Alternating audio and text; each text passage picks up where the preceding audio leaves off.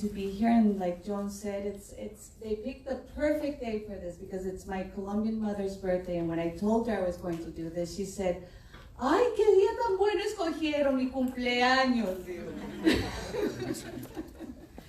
But we're very proud of this. We want to first thank everyone from the Port Conference, todos los de Por Colombia, todo lo que están haciendo, y tenemos que darle un aplauso a ellos por el gran trabajo que han hecho hoy con las personas que están aquí. Entonces, démosles un aplauso a ellos.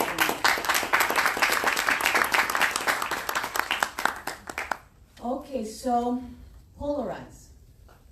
Polarize means to break up into opposing factions or groupings. We are honored to have with us today two Colombians who are not only highly recognized in Colombia, they are recognized internationally for their work. So I'm going to call them up. I'm first going to talk about them, and then we'll introduce them, and they're going to come up and sit down.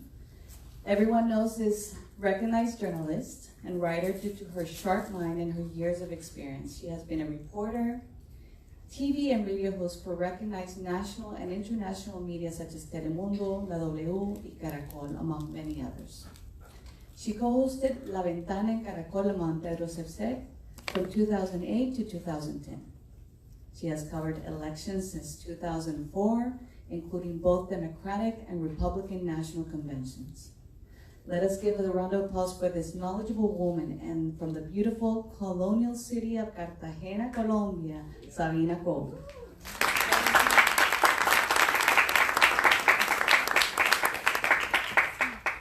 I need to put the purse somewhere, right? Thanks so much for the introduction. I'm super happy to be here. This is actually the school where I studied journalism, and I was telling Emily before it started that I felt better with my tennis shoes and my jeans than walking down the hallway with the tacones. But thank you for inviting me. This is an amazing job, and I think that what you're doing for our country, it's amazing. Thank you, Sarina. Now, attorney, influencer, political activist, and with great pride to be a caleño. He currently resides between Colombia and the United States. He is a lawyer and political scientist at the Jorge Tadeo Lozano University in Bogota, and a doctor in U.S. law from Washington University, St. Louis, Missouri. Christian, since recent years, has been dedicated not only to university teaching, but to creation of spaces for participation and education in the United States. Christian, in 2009, created the space of La Tribuna US.com that has a purpose of proprietating spaces to renew leadership in Latin America and Colombia primarily. Propitiating. Since its inception, Christian has sought to open up spaces of opinion, not only to opinion columnists in political issues, but artists of all genres of the new generation seeking to promote new values. Let us welcome Mr. Christian Macedo.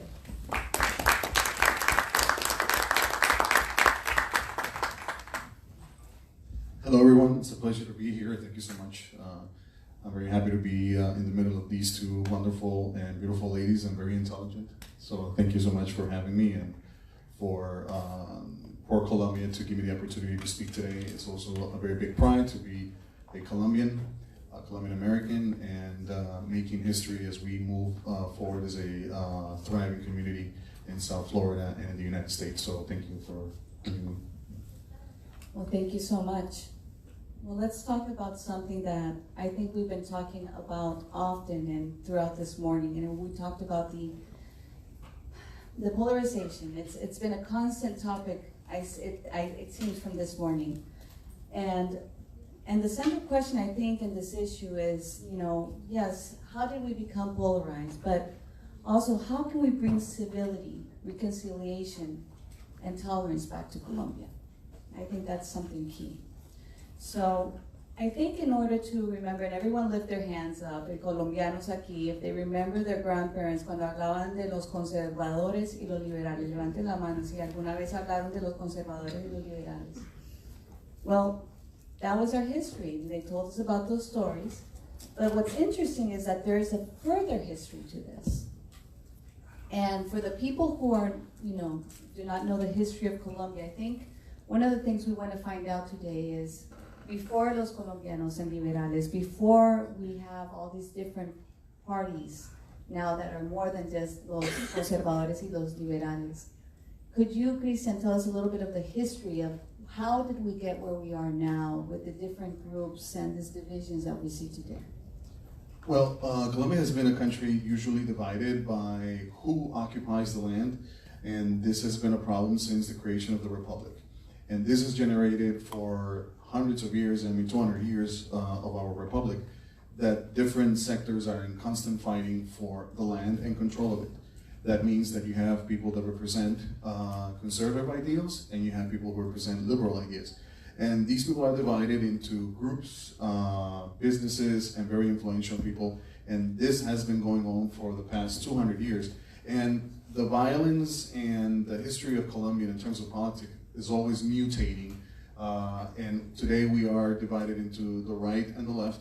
But in reality, it's always been who has an idealism of including social sectors into the decision-making of the country, and you have other sectors who believe that it's all about making decisions and making money, which is good, but you can't exclude people who are part of your daily development as a nation.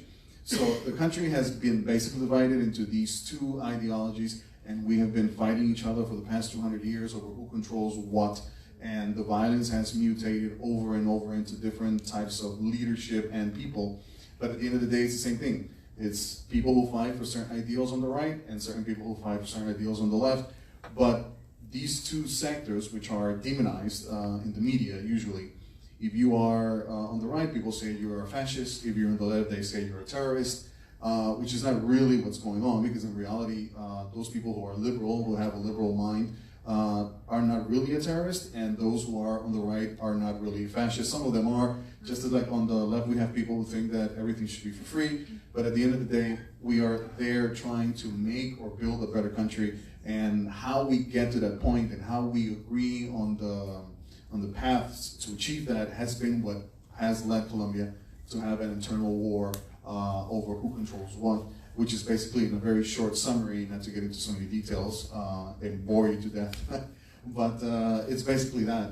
Who controls what, the productive land, and those people, for example, if you have a farmer who has a land that at some point in his life he was forced or threatened to give up his land, because maybe someone who had power over that region wanted his land because it was a productive land. He did not want to give it up. They probably killed his whole family, and then he grew up or has resentment.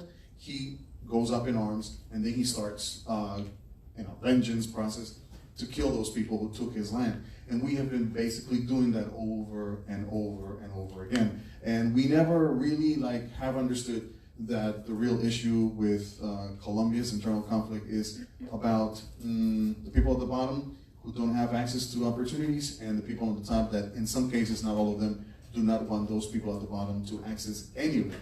And that is something that puts Colombia as one of the most unequal countries in the world, next to Haiti.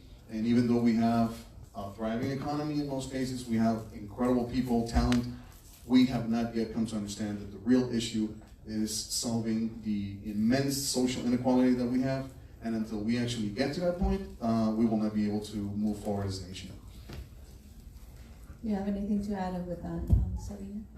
Well, I think that when you were asked about the polarization that we see in Colombia, we can showcase the fact that there were two parties, and that now democracy has been fragmented into more parties within the parties, which makes Colombia a solid democracy right now.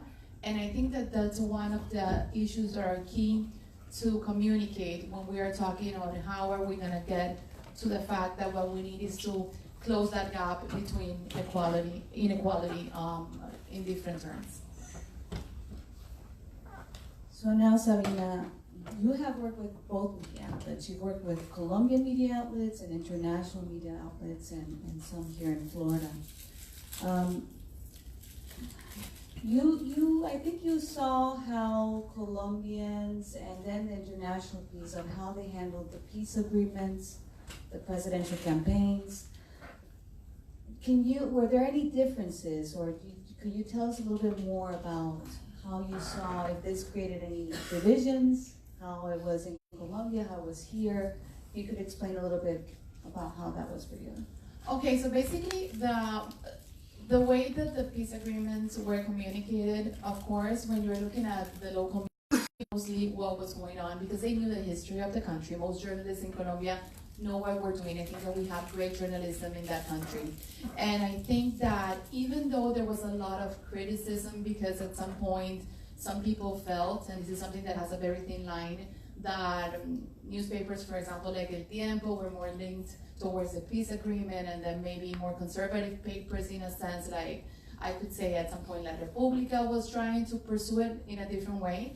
I think that at the end of the day, it would be really critical for another journalist to say that the media was actually polarized. I think that there's a lot of respectful journalists within Colombia that handle it right, maybe some that not, but I think that mainly the country has a solid communication system that should be permanent. Because what we're seeing in other countries in Latin America, unfortunately, is that the media is losing control. And more unfortunately, we're seeing that here in the US, we've survived what has been going on recently with attacks on the media, what's fake news, what's not fake news. But I think that at the end of the day, the integrity of the journalists and the way we communicate should be embraced. Being said that, you also asked me about how the media internationally handled the peace agreements. I think that the government at some point did a good effort in trying to communicate and doing press conferences for international journalists to understand what was going on. At that point, I was working as a reporter for an American station, and of course, I had to go to those press conferences, even though I'm Colombian, but I studied here and I've been working here all of my life. I think that internationally, the peace agreement was something that it was harder to explain, because of course, it also depends on the country, but it's a different message, because international journalists don't know the history of the country. And I think that at the end of the day, it all comes back to that, knowing what actually happened before. So you could see a piece on the New York Times trying to explain the peace agreement, and maybe a Colombian person would read it and would say, oh, these people are crazy, this is not what is going on. And that's a reality, and I think it's something that at the end of the day, it was a very long conflict. It was a conflict that at some point people were not looking at, because Colombia was actually un país fallido, failed country. So people were not really paying attention. They felt, oh, that's Afghanistan. And that was a reality at some point.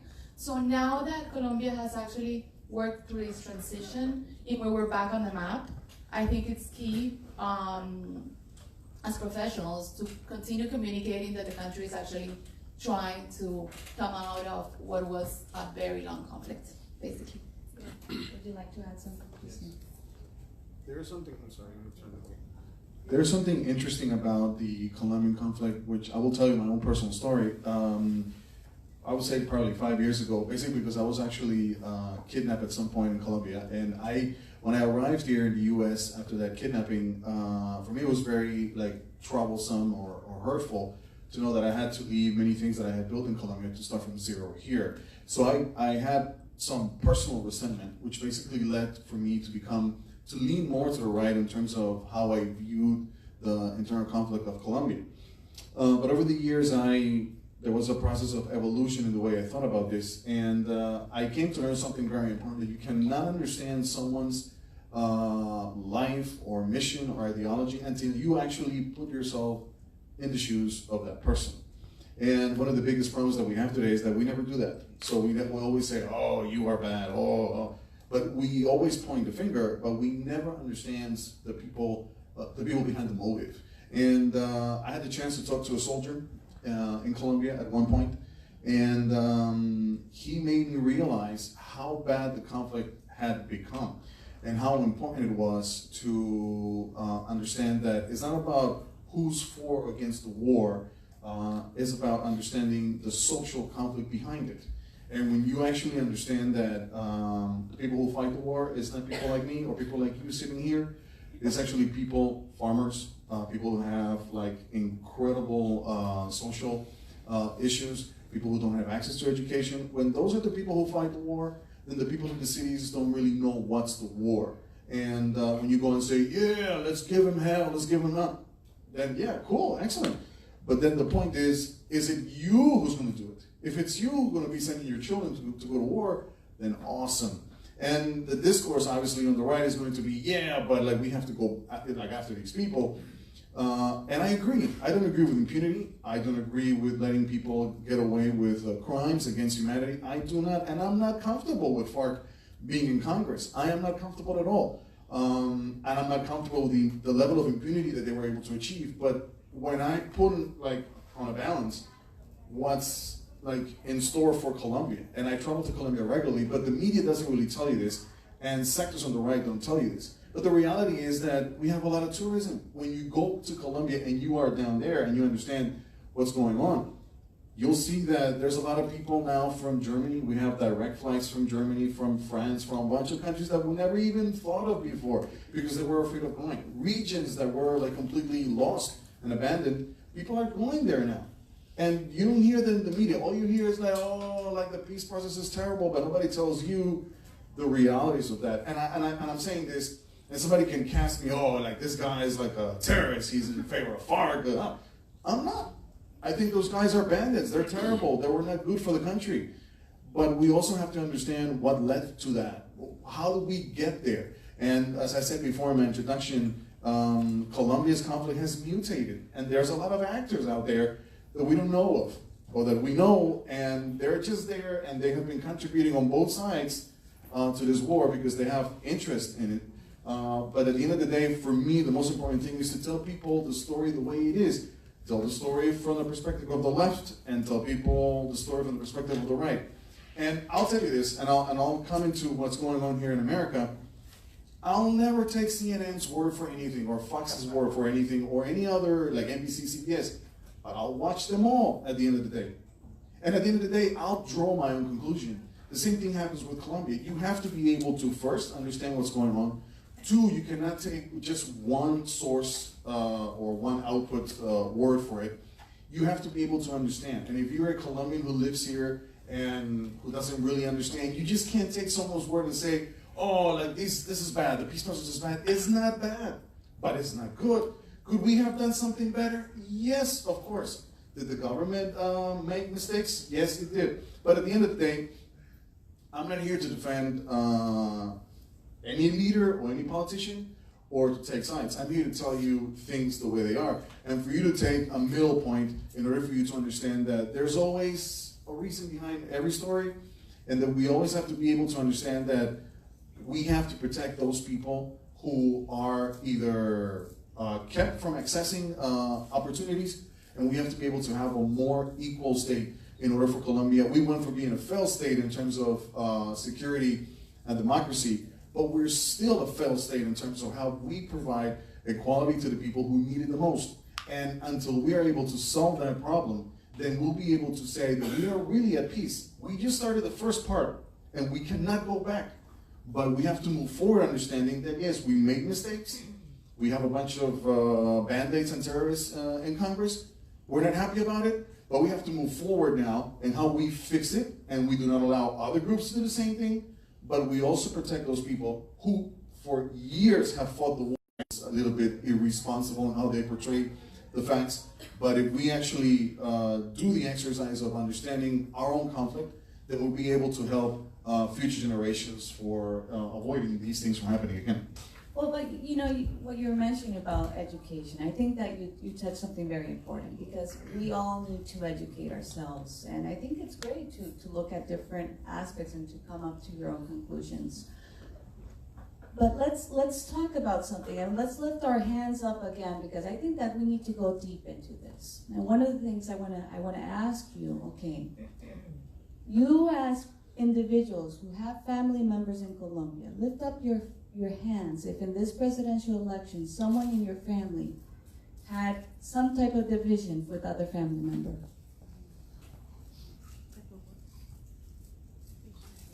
So this is something that, looking toward the future, looking toward the next presidential election, more than understanding what's happening now or what's going to, what can we do for the next presidential election to make things better with our own family members, with the people we love, because between the people we love, we are becoming divided because of different ideologies, because we have different ideologies now in Colombia.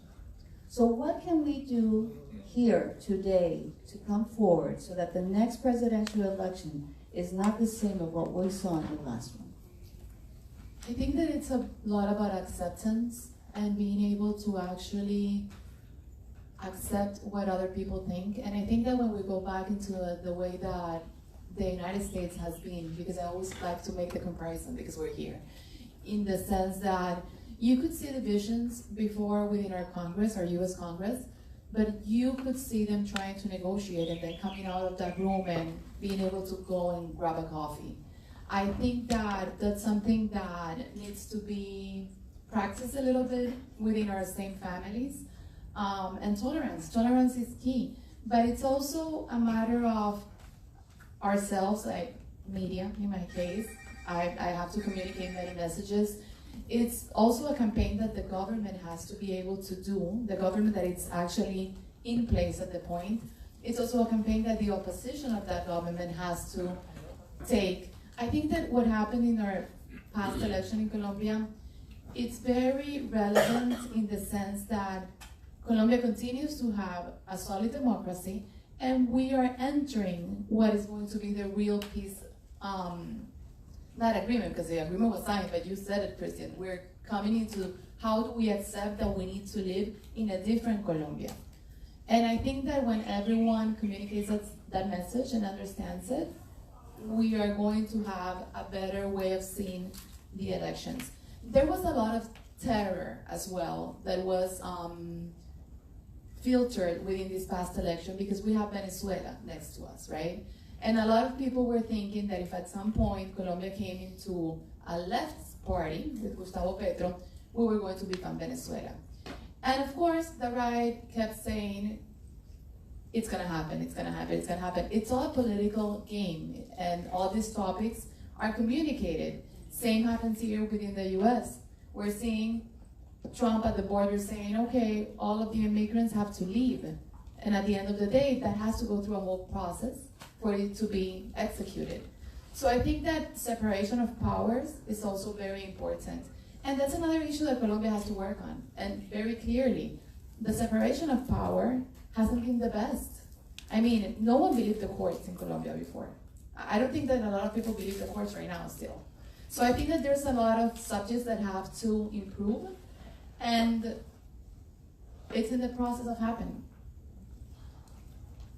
So talking about that and talking about the elections, we went to talk about political games. Let's talk a little bit about the social media. Okay, let's talk about WhatsApp, let's talk about Facebook, let's talk about all Twitter. Do you think in terms of social media, was that a driving force to change minds in the last election? Oh yeah, for me, sure. I mean, social media has been the best thing that ever happened for some people, for some people not. I mean, if we look at, for example, Venezuela. In Venezuela, the social media is saving the country because, of course, people cannot see the media because it's all gone, it's all from the government. But WhatsApp groups, for example, they all take place they have a key benefit for the political campaigns and your strategy, so you know better this answer than me. I mean, it's a way of communication.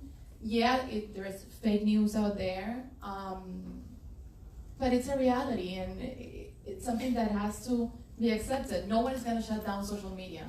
It's not going to happen anymore. We're going live on Facebook Live right now. So, I mean, that's what's going to happen.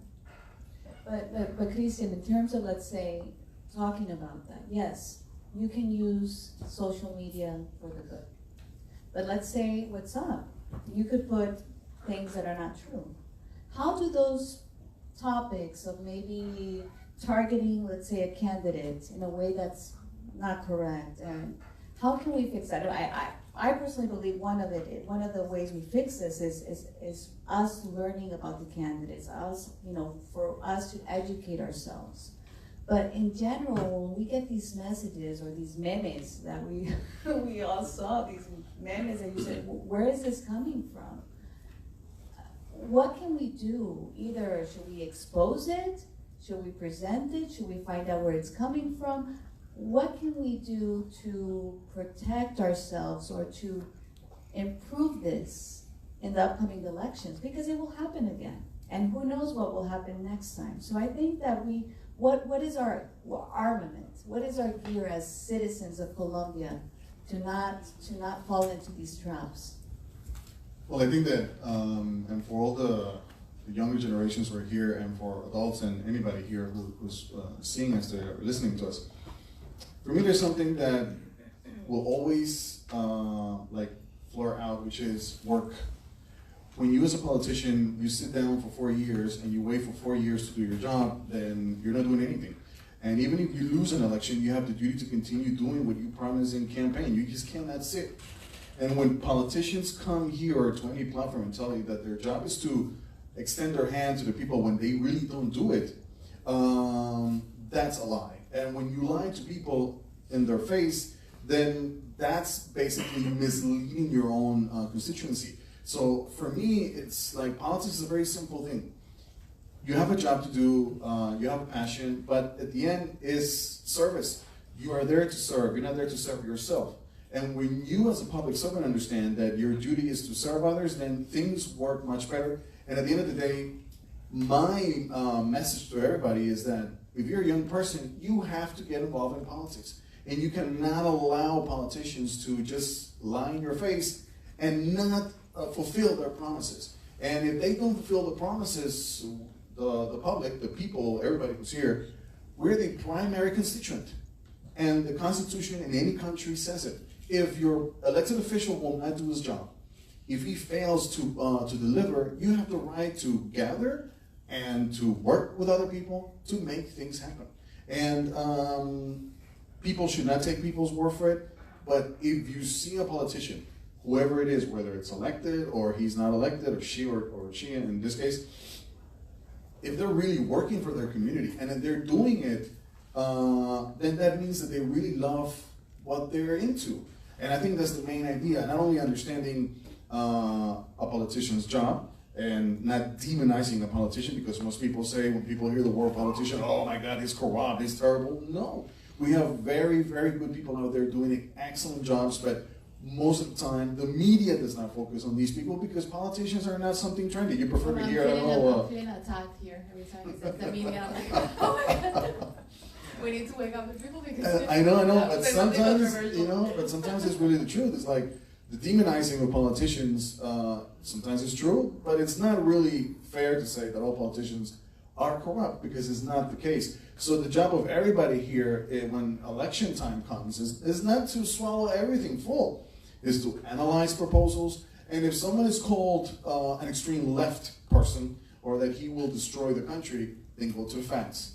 Follow that person's career from the start until now, not just now, what that person stood for 20, 30 years ago. And then you'll be able to have a concise analysis of what that person stands for. If somebody said something 30 years ago, most likely that person, they might have changed.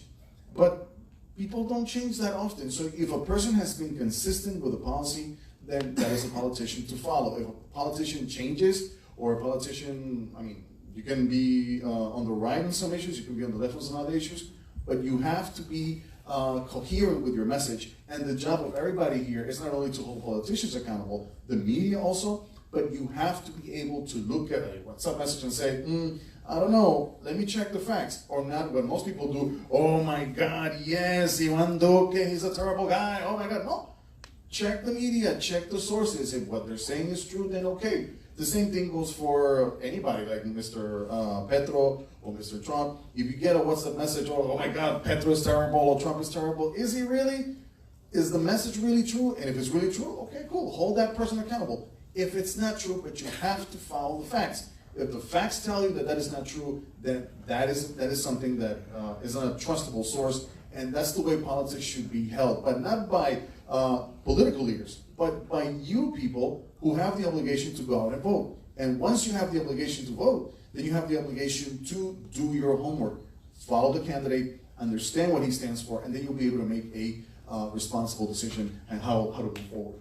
Well, you know, I think that you touched something very strong. I mean, I think that a lot of politicians, and one thing I can say as a strategist, you know, there's people who say a lot of words. There are a lot of people who have actions. And I think that that's what something as a congressman or anyone here, we have to, you know, look at people for their actions, look at what they've done. And I think that's key, that you have to look at the history of someone and see where they're going and what they're doing. But, you know, we have to realize that with that segment, how much time do we have? 5 minutes. We've seen that Florida or United States, we have Colombian Americans here. We have Colombian Americans who do not sometimes get involved in politics, which we should talk last time. And we see that we even have polarizations in the United States between our Colombian community. And we have polarization in Colombia now. And it's kind of interconnected. So, once again, I think that the final question is, how can we do a better job here in the United States, as Colombians living here and being involved in politics here and in politics in Colombia? How can we do a better job to reconciliate with each other? That's a tough one. That's a really tough question, but I think that there's no magic formula for that. I think that it's a process of acceptance, like I mentioned before, a process of being able to understand that not everything that you're gonna read or everything that you're gonna see, you're gonna like, but at the same time, we're all different. I think that's key. And it's a process of tolerance. Tolerance is a magic word, and it seems very easy, but I am sure that everyone has felt at some point, oh my God, I cannot take this person. I cannot take what this politician is saying, or I cannot take what this TV reporter is saying, or I hate this media outlet because I just don't believe and I don't like the way that they're projecting or persuading something. But at the same time, if we have the ability to accept that democracy is actually that, being able to accept that we're all different, that we have a different history, and that we all have different needs. And if we get to a point, then I think that we can be a better community. But haven't you noticed that sometimes you go to Facebook, right? Or even, I have a political column that I express my opinion with the Miami Herald. And I get long emails of people sometimes saying, I hate you, I don't like you, I don't like what you. And I always, at the end of the day, say, thank you. Thanks for reading me. Thanks for sharing your opinion with me. And deep inside my heart, I know, let's be more tolerant. Because maybe if I say that I want women to have equal pay, for me it's important. Maybe for someone else, it's just not important. Because maybe someone could say, why do you keep pursuing this if at the same time you also... Hi, Mr. Mancera, you were mentioning that if there's something in the news that's surprising, we should double check it quickly. How do you recommend that we do that in a quick and effective way, other than like reading a peer-reviewed article or so? Well, there's no easy way to do that. That is what it's called responsible citizenship. I wish I could tell you that you will be able to do it in a very quick manner, but you can't really. There has to be some type of responsibility on any person who is a citizen who wants to have advanced citizenship, and you have to have the obligation to check the sources. But I'll give you a very simple method. You can read the same article about the same subject from different writers. Let's say 5 as an example. And you'll find that at the end of that exercise, you'll be able to draw a conclusion as to what is the real truth, because in each of those 5 articles, those 5 authors will write like the essence of what's going on, and then it's up to you to disseminate and understand what's the reality behind the story. But you just can't take one source word for it. And I want to take something from what you said in the question before. The only way to move forward, I think, in our society, both in the US and in Colombia and Latin America for that matter, is that the right is not bad, the left is not bad. We cannot demonize each side. There are I would say there are demons in each side. That's a different story. Yes, but we cannot take those demons, whether they're in Colombia or in the U.S., as the representatives of those political tendencies. And I have been pushing for some time now, which is something I call the center movement. The center movement is being in the center of all, understanding that there are good things on the right and there are bad things on the right, there are good things on the left and there are bad things on the left. And if you put yourself in the center and you understand what you want as a citizen from a politician, maybe you are a conservative, but you end up voting for a Democrat because that person fulfills your ideals and what you want for your country or city. And I think as we move forward, especially younger generations, I involve myself in that because I'm not like, you know, I think I'm like, I was there as a millennial, but I'm, I guess, the first generation that made it. But at the end of the day, we have a 21st century vision. There are people in power today that have a 20th century vision of things. And I mean, it's not about like removing them from power because maybe they're good people. They're good politicians, I'm not saying they're not. But it's time to start shifting, and the young guys, especially the young generation, you have to get involved, bro. You have to get involved. If you're not involved, then those people who are 60, 70, 50 or over, those are the guys making the decisions for you. So you need to chill and understand that the right is not bad, the left is not bad, but you just can't take one side. You gotta be at the center, and you gotta be able to choose a politician for what he's offering you and your community, and not because he's cool, oh my God, no. You have to read, you have to understand the policies and able to do the right thing, which is voting correctly. Okay, we have one more question. Thank you. Hi, I'm Nicole Calderon. I'm with the University of Florida chapter for Colombia. Okay. So my question is for both of you. There is often, us as young people, conversations that we have with our parents about politics or grandparents. And at least in my experience, the ultimate argument that they come to is, you're too young, you wouldn't know. I lived through this, you didn't. So how do we build that bridge so that they understand that we are capable to understand history and to understand the effects of it? I think that it's a matter of conversation and being able to get our parents or grandparents to actually know what we're doing, to find out about politics, history, because sometimes that conversation ends right there. And sometimes, and many times, we don't even have the time to tell our parents what is actually that we do.